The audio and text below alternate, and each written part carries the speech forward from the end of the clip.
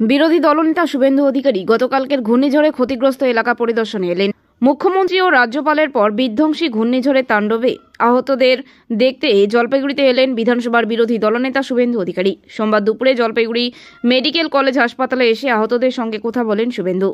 কথা বলেন হাসপাতালের আধিকারিকদের সঙ্গেও। বিধ্বংসী এই ঝড়ের পর রবিবার গভীর রাতে মুখ্যমন্ত্রী মমতা ব্যানার্জি ঘটনাস্থলে আসার বিষয় নিয়ে কটাক্ষ করেন শুভেন্দু অধিকারী। সাংবাদিকদের সঙ্গে কথা বলতে গিয়ে তিনি বলেন, গোটা বিষয়টির উপর নজর রাখছেন প্রধানমন্ত্রী নরেন্দ্র মোদী। এনডিআরএফ বাহিনী আহতদের উদ্ধার করে ত্রাণ পৌঁছে দিয়েছেন। 3টি গ্রামের 800 টিনের বাড়ি ধ্বংস হয়ে গিয়েছে।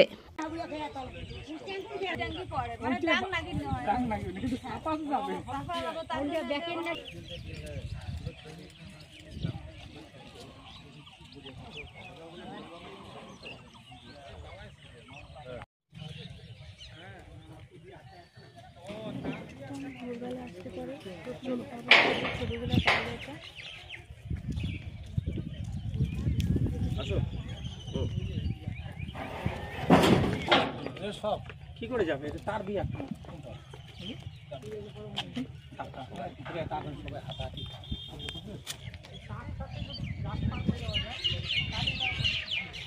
গরু যে পড়েছিল সেটা কোথায়?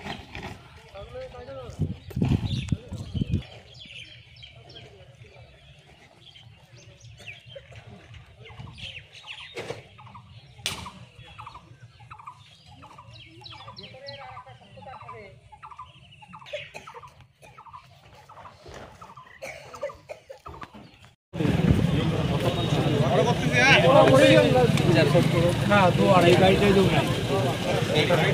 সামনের দিকে নিয়ে এসো দাদাকে, সামনের দিকে নিয়ে এসো দাদাকে, সামনের দিকে নিয়ে এসো একদম।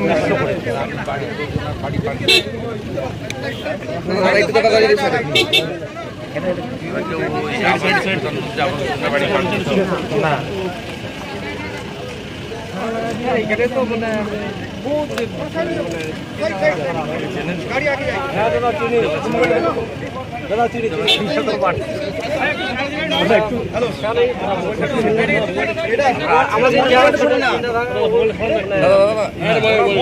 মানে মোবাইলটা নামাও না, মোবাইলটা নামাও না।